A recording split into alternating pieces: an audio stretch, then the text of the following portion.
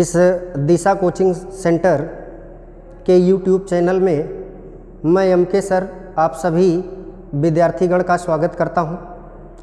आज हम लोग अपने संविधान में एक महत्वपूर्ण टॉपिक पढ़ने जा रहे हैं जिनका नाम होगा राष्ट्रपति। तो हम लोग भारत के राष्ट्रपति के बारे में पढ़ेंगे।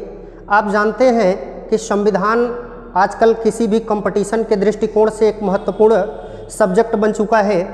किसी भी एग्ज़ाम की बात करें हम लोग तो अच्छे खासे प्रश्न यानी परसेंटेज में आप देखें चाहे संख्या में देखें, अच्छे खासे प्रश्न राष्ट्रपति चैप्टर से आते हैं।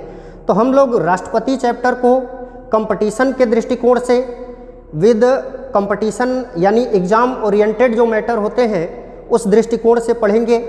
और जब इसको पढ़ेंगे तो एग्ज़ाम में बनने वाले कुछ प्रश्नों की भी बात करते चलेंगे। तो हम लोग इस राष्ट्रपति को पूरी तरह से एग्ज़ाम के दृष्टिकोण से पढ़ेंगे।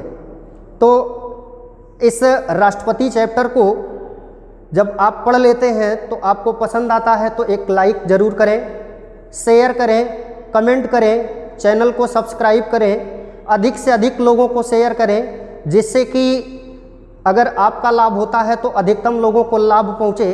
तो हम लोग शुरू करते हैं अपने संविधान का महत्वपूर्ण टॉपिक राष्ट्रपति। ठीक है ना। तो आप जानते हैं कि हमारे संविधान के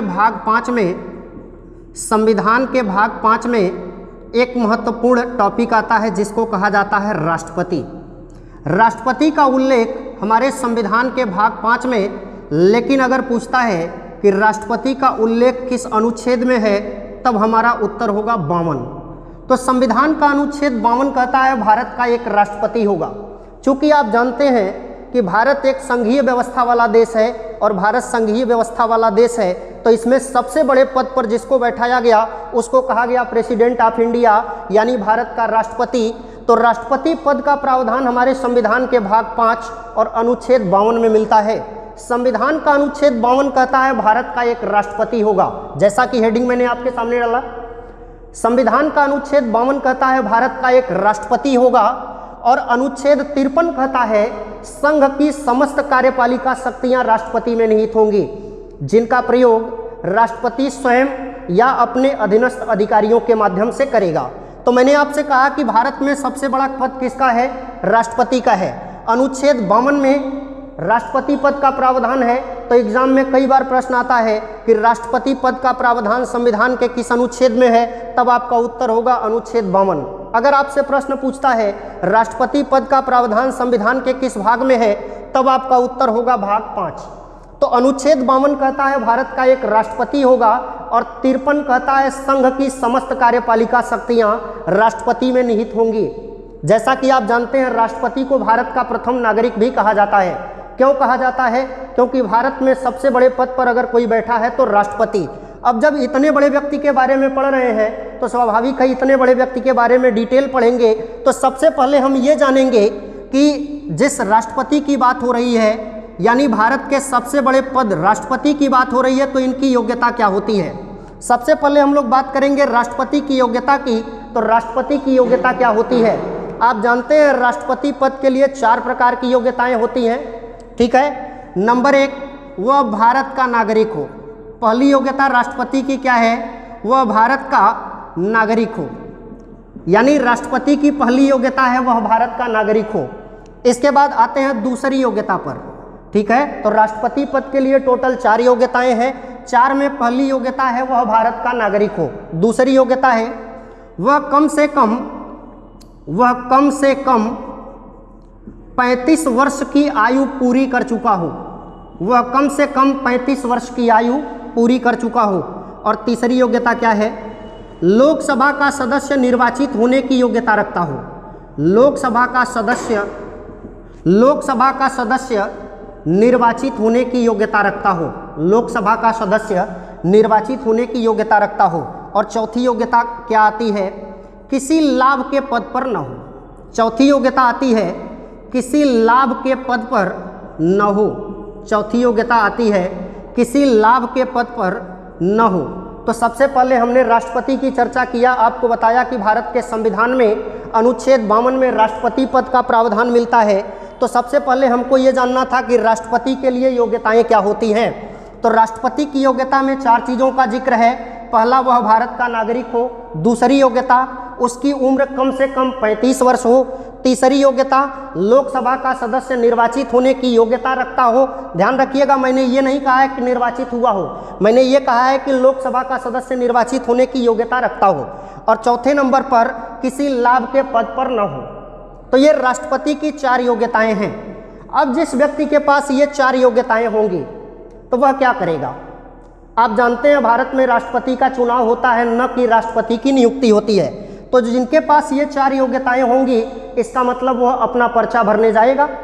और जब पर्चा भरने जाएगा तो क्या क्या चाहिए उसको? कोई व्यक्ति जब पर्चा भरने जाएगा तो क्या क्या चाहिए राष्ट्रपति पद के लिए? तो एक पॉइंट बना करके यहाँ पर लिखेंगे, राष्ट्रपति पद के लिए जब कोई पर्चा भरने जाएगा तो उसको कम से कम 50 प्रस्तावक, कम से कम 50 प्रस्तावक, 50 अनुमोदक, 50 प्रस्तावक, 50 अनुमोदक और 15,000 की जमानत राशि चाहिए। 15,000 की जमानत राशि चाहिए। इसका मतलब अगर भारत में किसी के पास राष्ट्रपति पद पर चुनाव लड़ने की योग्यता ये होगी तो वह सबसे पहले अपना पर्चा भरने जाएगा। और जब पर्चा भरने जाएगा तो उनको 3 चीज़ों की आवश्यकता होगी। और ये 3 चीज़ें क्या होंगी? 50 प्रस्तावक इनको चाहिए, 50 अनुमोदक चाहिए और 15,000 की जमानत राशि चाहिए।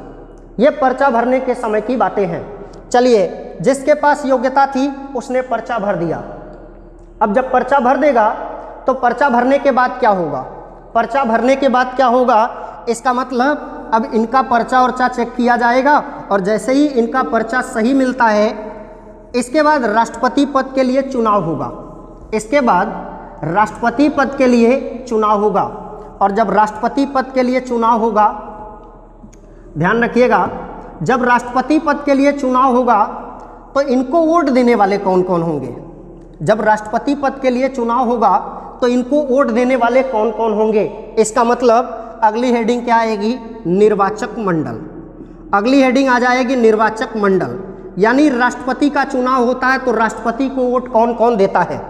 तो ध्यान रखिएगा, लोकसभा, राष्ट्रपति के निर्वाचक मंडल में कौन शामिल है? Lok Sabha plus Rajya Sabha, Lok Sabha plus Rajya Sabha plus विधानसभाओं के निर्वाचित सदस्य, प्लस विधानसभाओं के निर्वाचित सदस्य।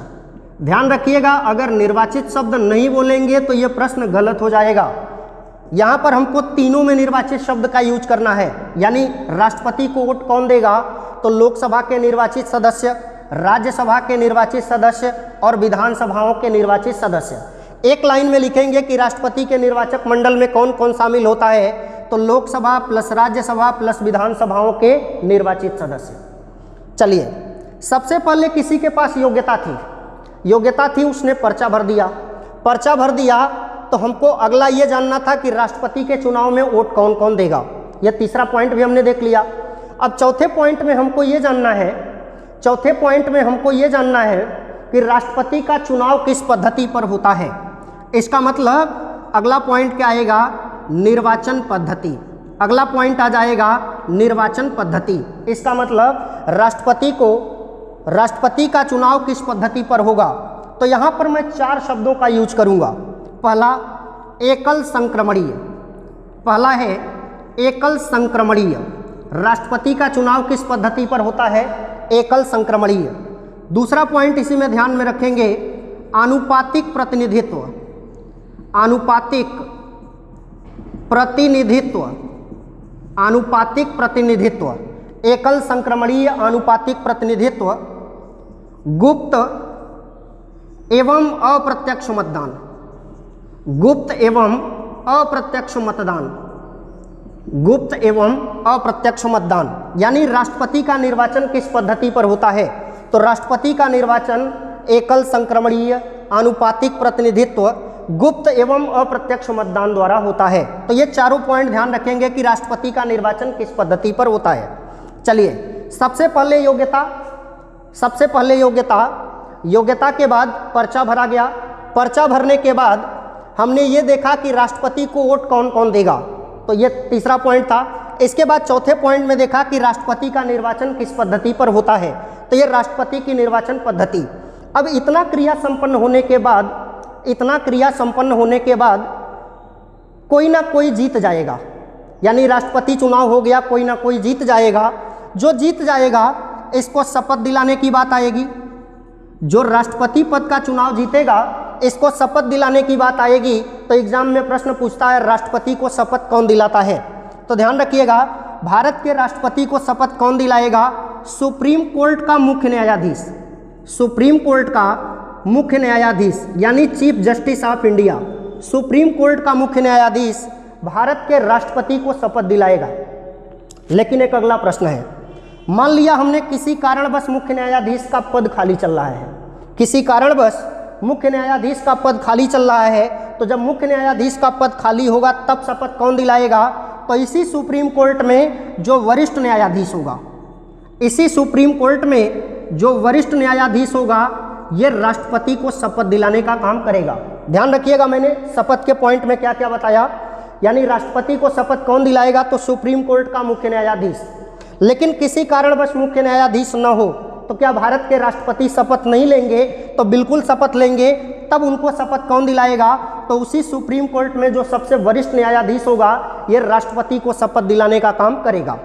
चलिए, तो 5 पॉइंट हम लोगों ने अभी बेसिक चीज़ें हम लोग समझ रहे हैं राष्ट्रपति का, अभी बेसिक चीज़ें राष्ट्रपति की समझ रहे हैं। तो 5 पॉइंट हम लोगों ने समझा, 5 पॉइंट हम लोगों ने समझा। इसके बाद आगे देखते हैं, इसके बाद आगे देखते हैं।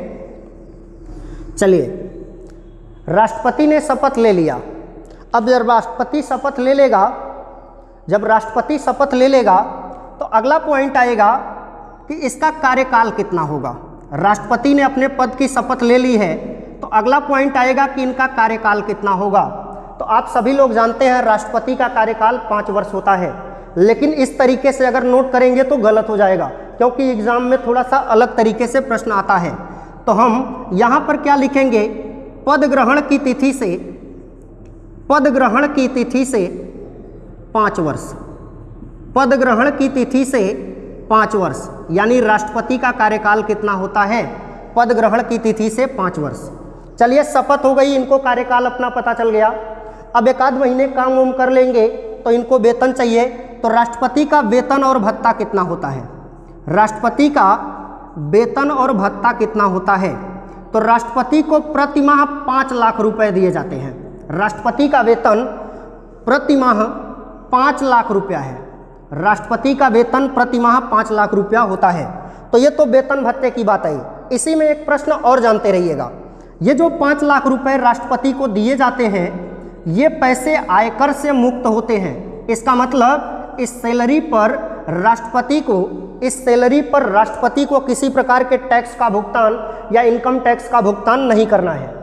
एग्जाम में एक प्रश्न और आता है कि राष्ट्रपति का वेतन कहाँ से दिया जाता है।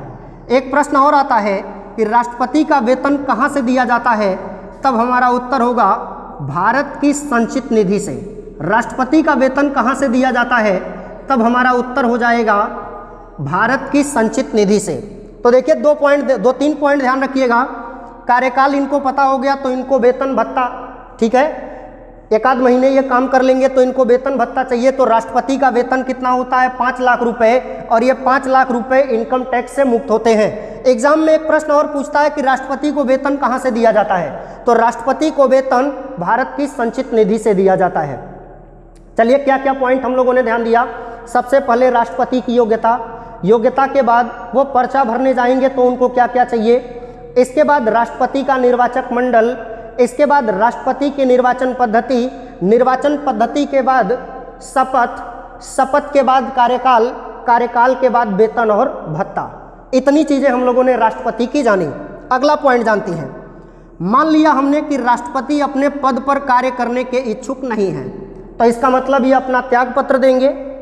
अगर ये अपने पद पर कार्य करने के इच्छुक नहीं है तो त्याग पत्र देंगे। तो राष्ट्रपति अपना त्याग पत्र किसको देता है? तब ध्यान रखिएगा, उपराष्ट्रपति को। राष्ट्रपति अपना त्याग पत्र किसको देता है? उपराष्ट्रपति को। यानी भारत का राष्ट्रपति जब कभी अपना त्याग पत्र देना होगा तो अपना त्याग पत्र किसको दे देगा? उपराष्ट्रपति को। यहाँ तक का पॉइंट क्लियर। इसके बाद एक अगला पॉइंट ध्यान रखिएगा कि क्या राष्ट्रपति के निर्वाचक मंडल में कोई पद रिक्त है। अगर राष्ट्रपति के निर्वाचक मंडल में कोई पद रिक्त है तो क्या राष्ट्रपति का चुनाव रोका जाएगा। अगर राष्ट्रपति के निर्वाचक मंडल में कुछ पद रिक्त चल रहे हैं तो क्या राष्ट्रपति का निर्वाचन रोका जाएगा। तो बिल्कुल नहीं, आप ध्यान रखिएगा, बिल्कुल नहीं। इसका मतलब अगर राष्ट्रपति के निर्वाचक मंडल में, एक पॉइंट में लिखेंगे, निर्वाचक मंडल में कुछ पद रिक्त होने पर, निर्वाचक मंडल में कुछ पद रिक्त होने पर भी राष्ट्रपति का चुनाव रोका नहीं जाता है, यह ध्यान रखिएगा। यानी राष्ट्रपति के निर्वाचक मंडल में कुछ पद रिक्त है तब भी इनका चुनाव रोका नहीं जाएगा। इसके बाद अगला पॉइंट आता है कि कोई व्यक्ति राष्ट्रपति कितनी बार बन सकता है, यानी पुनर्निर्वाचन। तो क्या राष्ट्रपति का पुनर्निर्वाचन हो सकता है। क्या राष्ट्रपति का पुनर्निर्वाचन हो सकता है। तो अनुच्छेद 57 कहता है बिल्कुल, अनुच्छेद 57 कहता है बिल्कुल, कोई व्यक्ति राष्ट्रपति के पद पर पुनः निर्वाचित हो सकता है। ठीक है, कोई व्यक्ति राष्ट्रपति के पद पर पुनः निर्वाचित हो सकता है। लेकिन अब यहाँ पर एक प्रश्न और है कि कोई व्यक्ति, ये तो ठीक है कि राष्ट्रपति के पद पर पुनः निर्वाचित हो सकता है, लेकिन कोई व्यक्ति कितनी बार राष्ट्रपति बन सकता है। तो इसका उल्लेख हमारे संविधान में कहीं नहीं है। इसका मतलब इसके संदर्भ में हमारा संविधान मौन है, इसके संदर्भ में हमारा संविधान मौन है। तो मैंने कहा निर्वाचक मंडल में कुछ पद रिक्त हैं तब भी राष्ट्रपति का चुनाव रोका नहीं जाएगा। ठीक है, और अगर कोई व्यक्ति एक बार राष्ट्रपति बन चुका है तो क्या वह दोबारा राष्ट्रपति बन सकता है। तो बिल्कुल राष्ट्रपति बन सकता है, और यह बात अनुच्छेद 57 में स्पष्ट रूप से लिखी है। इसका मतलब राष्ट्रपति के पद पर पुनर्निर्वाचन हो सकता है। इसके बाद आते हैं अगला पॉइंट, अगला पॉइंट ध्यान देते हैं। ठीक है, इसके बाद हम लोग अगले पॉइंट की ओर ध्यान देते हैं। मान लीजिए किसी कारणवश राष्ट्रपति का पद रिक्त हो जाए, किसी कारणवश राष्ट्रपति का पद रिक्त हो जाए। अब यह पद रिक्त होने के क्या क्या कारण हो सकते हैं। एक कारण हो सकता है कि राष्ट्रपति के पद पर जो बैठा है इसकी मौत हो गई। दूसरा कारण हो सकता है कि इसने त्यागपत्र दे दिया। दूसरा कारण हो सकता है कि इसने त्यागपत्र दे दिया। और तीसरा कारण हो सकता है कि इनको महाभियोग लगा करके हटा दिया गया। तो तीनों कंडीशन में राष्ट्रपति का पद रिक्त हो जाएगा। ध्यान रखिएगा, पद रिक्त के संदर्भ में हम लोग पढ़ रहे हैं कि अगर भारत के इतने बड़े पद पर बैठा व्यक्ति, अगर इतने बड़े पद पर बैठे व्यक्ति का पद रिक्त हो जाए तो क्या होगा। तो पद रिक्त किन किन कंडीशन में हो सकता है।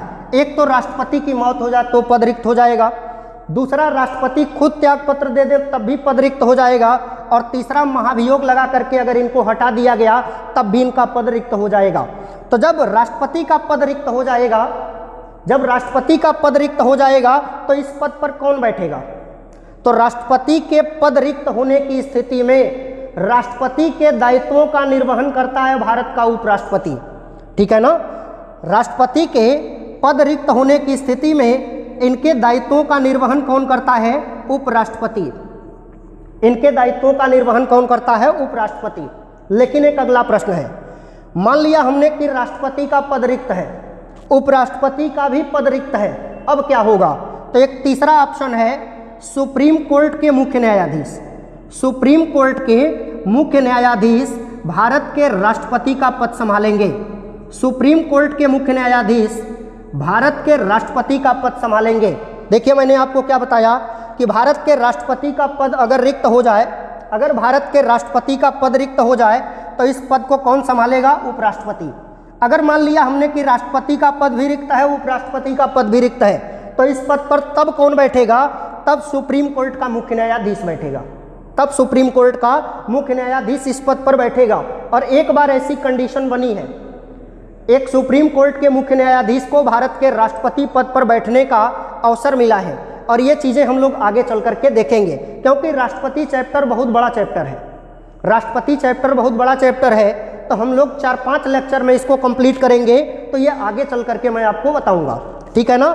तो राष्ट्रपति का पद रिक्त होने की स्थिति में ये 3 कंडीशन है। यानी पहले तो राष्ट्रपति हैं, उनका पद रिक्त है तो उपराष्ट्रपति उसी पद को संभालेंगे। और उपराष्ट्रपति का भी पद रिक्त है तब मुख्य न्यायाधीश, सुप्रीम कोर्ट के जो मुख्य न्यायाधीश होंगे, राष्ट्रपति के पद को संभालेंगे। एक अगला पॉइंट ध्यान दीजिए, एक अगला पॉइंट ध्यान दीजिए। और अगला पॉइंट है कि जैसे मान लीजिए राष्ट्रपति का पद रिक्त चल रहा है, तो राष्ट्रपति के पद रिक्त होने की स्थिति में, राष्ट्रपति के पद के रिक्त होने की स्थिति में इनका चुनाव कितने दिन के अंदर हो जाना चाहिए? राष्ट्रपति का चुनाव पद रिक्त होने के बाद कितने दिन के अंदर हो जाना चाहिए? तब हमारा उत्तर होगा 6 माह। जैसे मान लिया हमने कि आज भारत के राष्ट्रपति का पद रिक्त हो गया, तो आज से 6 माह के अंदर राष्ट्रपति का पद फिर से भर लिया जाना चाहिए। तो यह भी एग्जाम में कई बार पूछता है, यह भी एग्जाम में कई बार पूछता है, तो यह पॉइंट ध्यान रखिएगा।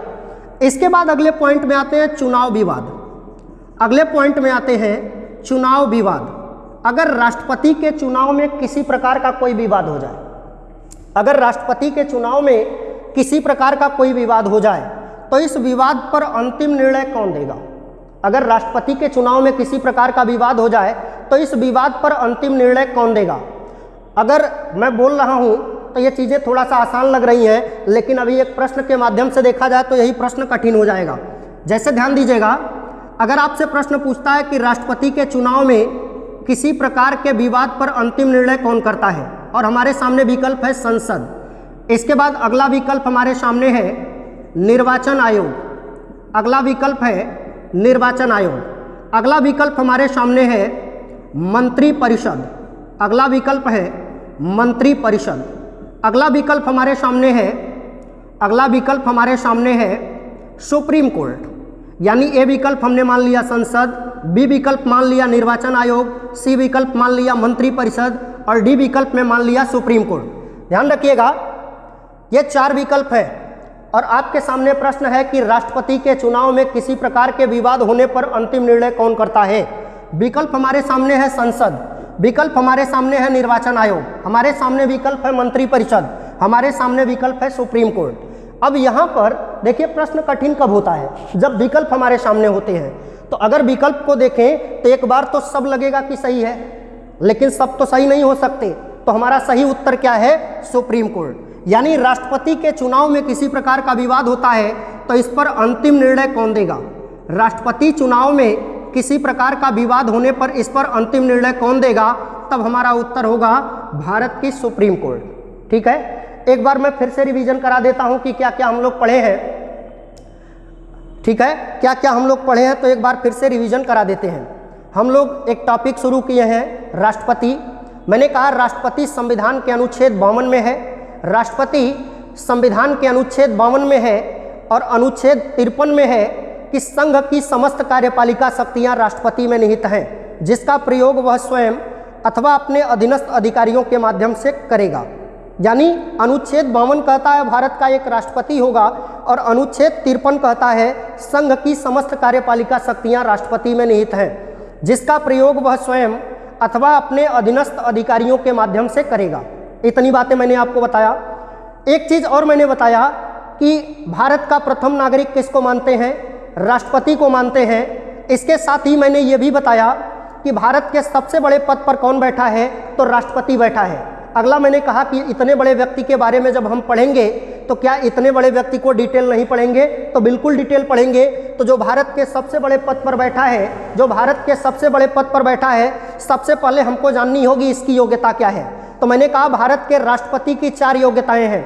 नंबर 1, वह भारत का नागरिक हो। नंबर 2, 35 वर्ष की आयु पूरी कर चुका हो। नंबर 3, लोकसभा का सदस्य निर्वाचित होने की योग्यता रखता हो। और नंबर 4, किसी प्रकार के लाभ के पद पर न हो। ये 4 प्रकार की योग्यताएं हैं राष्ट्रपति की। अब चूंकि भारत में राष्ट्रपति का चुनाव होता है, तो जिसके पास ये 4 योग्यताएं होंगी, तो राष्ट्रपति चुनाव की जब घोषणा की जाएगी तो वह सबसे पहले पर्चा भरने जाएगा। और जब पर्चा भरने जाएगा तो उसको क्या क्या बेसिक रिक्वायरमेंट होगी? तो पहली चीज़, उसको 50 प्रस्तावक चाहिए। दूसरी चीज़, 50 अनुमोदक चाहिए। और तीसरी चीज़, 15,000 की जमानत राशि चाहिए। आप जानते हैं कि जमानत राशि, प्रस्तावक, ये प्रत्येक चुनाव में लगते हैं। तो भारत के सबसे बड़े व्यक्ति का चुनाव हो रहा है तो स्वाभाविक है इसमें भी लगेगा। तो 50 प्रस्तावक, 50 अनुमोदक और 15,000 की जमानत राशि। ठीक है, पर्चा भर गया। अब जब पर्चा भर जाएगा तो इसका मतलब पर्चे की जांच पड़ताल होगी, और जांच पड़ताल होगी, इसके बाद चुनाव होगा। तो जब चुनाव होगा तो राष्ट्रपति के निर्वाचन में भाग कौन कौन लेता है, यानी राष्ट्रपति को वोट कौन देता है? तो तीसरे पॉइंट पर आएगा निर्वाचक मंडल। तो तीसरी हेडिंग में आएगा निर्वाचक मंडल। तो ध्यान रखिएगा, लोकसभा प्लस राज्यसभा प्लस विधानसभाओं के निर्वाचित सदस्य राष्ट्रपति के निर्वाचन में भाग लेते हैं। अगर निर्वाचित नहीं बोलेंगे तो गलत हो जाएगा, ठीक है। इसके बाद अगला पॉइंट कि राष्ट्रपति का चुनाव किस पद्धति पर होता है। तो राष्ट्रपति का चुनाव एकल संक्रमणीय आनुपातिक प्रतिनिधित्व गुप्त एवं अप्रत्यक्ष मतदान द्वारा होता है। ये चारों पॉइंट अलग अलग प्रश्न बनेंगे। इसके बाद अगली बात आती है, ठीक है, राष्ट्रपति का चुनाव हो गया, चुनाव होने के बाद कोई ना कोई जीत जाएगा, तो जो जीतेगा उसको शपथ कौन दिलाएगा, यानी राष्ट्रपति पद के लिए जो जीता है उसको शपथ कौन दिलाएगा। तो मैंने आपको बताया कि राष्ट्रपति के चुनाव में जीते हुए कैंडिडेट को शपथ दिलाने का काम सुप्रीम कोर्ट के मुख्य न्यायाधीश करेंगे। लेकिन सुप्रीम कोर्ट के मुख्य न्यायाधीश का पद किसी कारणवश रिक्त है तो उसी सुप्रीम कोर्ट में जो वरिष्ठ न्यायाधीश होगा राष्ट्रपति को शपथ दिलाने का काम करेगा। अब जो व्यक्ति राष्ट्रपति की शपथ ले लिया उसको यह पता चलना चाहिए कि हम जिस पद पर बैठ रहे हैं यह पद, इस पद पर हमको कितने दिनों तक बैठना है। उसको यह पता चलना चाहिए कि हम जिस पद पर बैठ रहे हैं इस पद पर कितने दिनों तक बैठना है।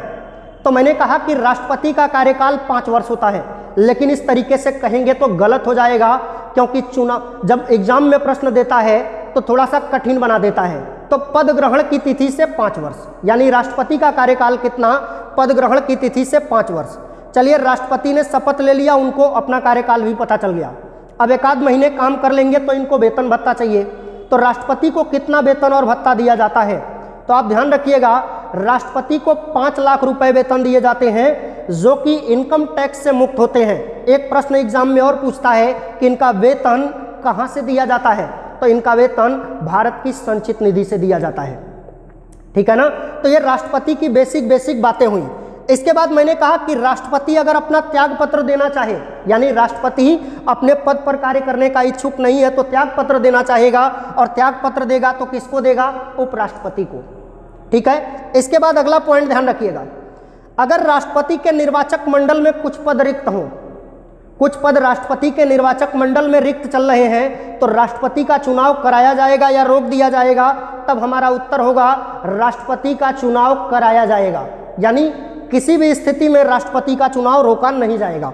एक अगला पॉइंट ध्यान रखिए, अगर कोई व्यक्ति एक बार राष्ट्रपति बन चुका है भारत में तो क्या दोबारा वह राष्ट्रपति बन सकता है, बिल्कुल बन सकता है। अनुच्छेद 57 में स्पष्ट रूप से कहा गया है कि राष्ट्रपति का पुनर्निर्वाचन हो सकता है। इसके बाद अगला पॉइंट आता है कि अगर भारत के राष्ट्रपति का पद रिक्त हो जाए तो क्या होगा। तो पहली चीज तो हमको यह जानना है कि राष्ट्रपति का पद रिक्त किन कंडीशन में होगा। तो राष्ट्रपति का पद, एक तो राष्ट्रपति जो बना है उसकी मौत हो जाए तब हो जाएगा, दूसरा जो राष्ट्रपति बना है वह स्वयं त्याग पत्र दे दे तब भी पद रिक्त हो जाएगा, और तीसरा जो राष्ट्रपति के पद पर बैठा है उसको महाभियोग लगा करके हटा दिया गया। तो तीनों कंडीशन में राष्ट्रपति का पद रिक्त हो जाएगा। और जब राष्ट्रपति का पद रिक्त होगा तो फिर इस पद को कौन संभालेगा, तो इस पद को संभालने का काम करेंगे भारत के उपराष्ट्रपति, यानी राष्ट्रपति का पद रिक्त है तो इस पद को कौन संभालेगा, उपराष्ट्रपति। लेकिन किसी कारणवश उपराष्ट्रपति भी नहीं है, तब राष्ट्रपति के पद पर कौन बैठेगा, सुप्रीम कोर्ट का मुख्य न्यायाधीश। और एक बार ऐसा हो चुका है, एक सुप्रीम कोर्ट के मुख्य न्यायाधीश को राष्ट्रपति के पद पर बैठने का मौका मिल चुका है। ये चीजें मैं चल करके आगे आपको बताऊंगा। इसके बाद अगला पॉइंट, राष्ट्रपति का पद जब रिक्त हो जाएगा तो कितने दिन के अंदर चुनाव हो जाना चाहिए, तो 6 माह के अंदर राष्ट्रपति का चुनाव हो जाना चाहिए, यानी इनका पद 6 माह के अंदर भर लिया जाना चाहिए। इसके बाद अगला पॉइंट ध्यान दीजिए, अगर राष्ट्रपति के निर्वाचन में किसी प्रकार का विवाद हो जाए, अगर राष्ट्रपति के निर्वाचन में किसी प्रकार का विवाद हो जाए, यानी चुनाव में किसी प्रकार का विवाद हो जाए, तो इस विवाद पर अंतिम निर्णय कौन देगा, तो सुप्रीम कोर्ट। राष्ट्रपति के चुनाव में किसी प्रकार का विवाद होने पर अंतिम निर्णय किसका होता है, सुप्रीम कोर्ट का। यह राष्ट्रपति के बेसिक मैटर। अब थोड़ा सा आगे बढ़ते हैं। मैंने कहा भारत के सबसे बड़े पद पर मैंने कहा भारत के सबसे बड़े पद पर कौन बैठा है, राष्ट्रपति। भारत के सबसे बड़े पद पर बैठा है राष्ट्रपति। तो ऐसा भी तो हो सकता है कि राष्ट्रपति किसी दिन तानाशाह का कार्य करने लगे। क्यों, क्योंकि आप जानते हैं कि किसी व्यक्ति को हटाने का अधिकार उससे बड़े व्यक्ति को दिया जाता है। तो भारत में तो राष्ट्रपति से बड़ा कोई व्यक्ति है ही नहीं, तो इसका मतलब इनको हटाने वाला कोई नहीं है। तो किसी दिन ऐसा हो सकता है कि भारत का राष्ट्रपति तानाशाह हो जाए। तो इसको तानाशाह बनने से रोकने के लिए हमारे संविधान में एक व्यवस्था दी गई है जिसको कहा जाता है महाभियोग। अर्थात यह महाभियोग क्या है, तो राष्ट्रपति को हटाने की प्रक्रिया। तो अगला पॉइंट क्या होगा, हटाने की प्रक्रिया। अगला पॉइंट होगा हटाने की प्रक्रिया। तो राष्ट्रपति को हटाने की प्रक्रिया क्या कहलाती है, महाभियोग। राष्ट्रपति को हटाने की प्रक्रिया कहलाती है महाभियोग, और यह महाभियोग हमारे संविधान के अनुच्छेद 61 में है।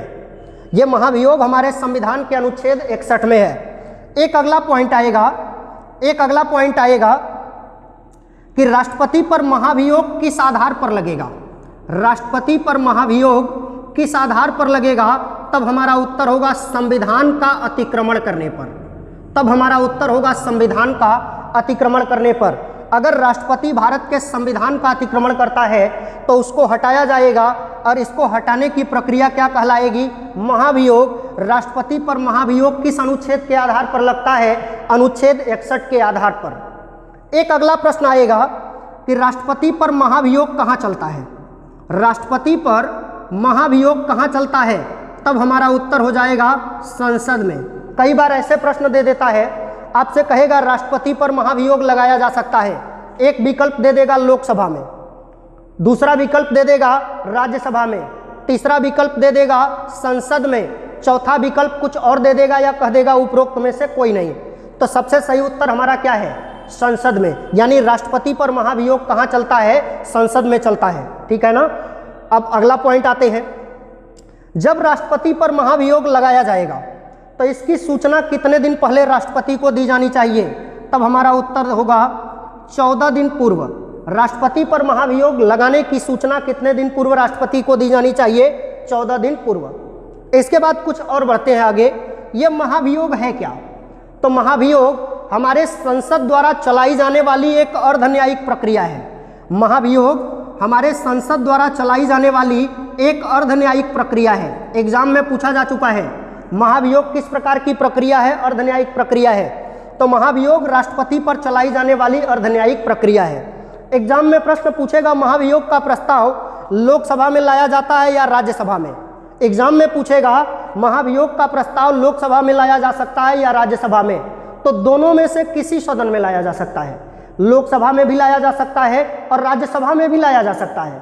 अब किसी सदन में इस प्रस्ताव को लाने के लिए क्या चाहिए, तो ध्यान दीजिएगा, हमारी भारत की संसद में कितने सदन हैं, 2। एक सदन को कहा जाता है लोकसभा, एक सदन को कहा जाता है लोकसभा और दूसरे सदन को कहा जाता है राज्यसभा। एक सदन को कहा जाता है लोकसभा और दूसरे सदन को कहा जाता है राज्यसभा। तो राष्ट्रपति को हटाने का प्रस्ताव लोकसभा में भी लाया जा सकता है और इनको हटाने का प्रस्ताव राज्यसभा में भी लाया जा सकता है। अगर यह प्रस्ताव लोकसभा में लाया जाएगा तो क्या होगा, यानी राष्ट्रपति पर महाभियोग का आरोप लगाने के लिए क्या करना होगा, तो सबसे पहले 1/4 सदस्यों का हस्ताक्षर आवश्यक है। यानी लोकसभा में या राज्यसभा में किसी भी सदन में राष्ट्रपति पर महाभियोग का प्रस्ताव लाने के लिए कितने सदस्यों का हस्ताक्षर आवश्यक है, 1/4 सदस्यों का। लेकिन इस प्रस्ताव को पारित कराने के लिए कितने सदस्यों का हस्ताक्षर आवश्यक है, तो कुल का 2/3। ध्यान रखिएगा, कुल का 2/3। मैंने ये नहीं कहा उपस्थित का 2/3, कुल का 2/3। यानी लोकसभा में राष्ट्रपति को हटाने का प्रस्ताव लाया गया जिसको कहा गया महाभियोग, तो प्रस्ताव लाने के लिए कितने बहुमत की आवश्यकता थी, 1/4 की। लेकिन इस प्रस्ताव को पारित कराने के लिए कितने बहुमत की आवश्यकता है, 2/3 की। 2/3 के बहुमत की आवश्यकता है।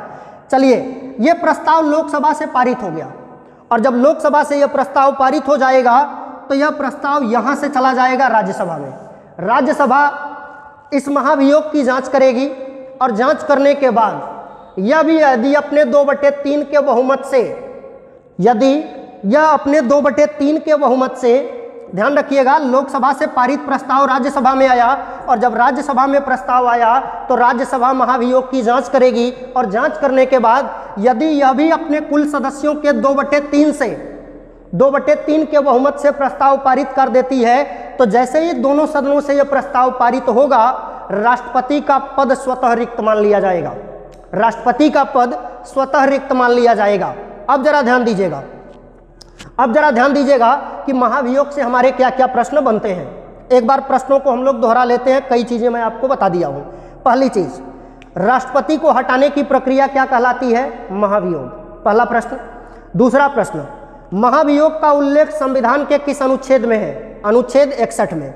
अगला, महाभियोग राष्ट्रपति पर किस आधार पर लगेगा? संविधान का अतिक्रमण करने पर। अगला पॉइंट, महाभियोग किस प्रकार की प्रक्रिया है? एक अर्धन्यायिक प्रक्रिया है। अगला प्रश्न, महाभियोग का प्रस्ताव कहाँ लाया जा सकता है? तो संसद के दोनों सदन में से किसी सदन में। महाभियोग का प्रस्ताव यदि राष्ट्रपति पर लाया जाता है तो इसकी कितने दिन पूर्व सूचना दी जानी चाहिए राष्ट्रपति को? 14 दिन पूर्व। राष्ट्रपति पर महाभियोग का प्रस्ताव लाने के लिए किसी सदन में कितने सदस्यों का हस्ताक्षर आवश्यक है? 1/4 सदस्यों का। लेकिन प्रस्ताव को पारित कराने के लिए कितने सदस्यों का हस्ताक्षर आवश्यक है? तो कुल का 2/3, उपस्थित का नहीं, कुल का 2/3। और जब इतनी प्रक्रिया कंप्लीट हो जाएगी तो राष्ट्रपति का पद स्वतः रिक्त मान लिया जाएगा। ठीक है, तो ये रही राष्ट्रपति से संबंधित बेसिक बातें। इसके बाद शुरू होगा राष्ट्रपति के अधिकार एवं शक्तियां। इसके बाद शुरू होगा राष्ट्रपति के अधिकार एवं शक्तियां। और जब राष्ट्रपति के अधिकार एवं शक्तियां शुरू होगा तो उसमें राष्ट्रपति के बारे में बहुत कुछ पढ़ना होता है, क्योंकि मैंने कहा कि राष्ट्रपति एक बड़ा चैप्टर है, भारत के सबसे बड़े पद पर बैठे व्यक्ति हैं। तो क्या इनको 1 घंटे या आधे घंटे में खत्म कर देंगे? नहीं, कम से कम 4-5 लेक्चर में हम लोग राष्ट्रपति को खत्म करेंगे। तो ये राष्ट्रपति से बनने वाले बेसिक प्रश्न थे। बेसिक प्रश्नों को मैंने यहाँ पर आपको बताया, बेसिक प्रश्नों को नोट किया। इसके बाद आगे की क्लास लेकर के हम लोग मिलेंगे अगले लेक्चर में। तब तक आप लोग फर्स्ट पार्ट को देखें, वीडियो को लाइक करें, शेयर करें, सब्सक्राइब करें, अधिक से अधिक लोगों को जोड़ें, आपको लाभ मिले, अधिकतम लोगों को लाभ मिले। इसके बाद मिलते हैं हम लोग अगली क्लास में। ओके।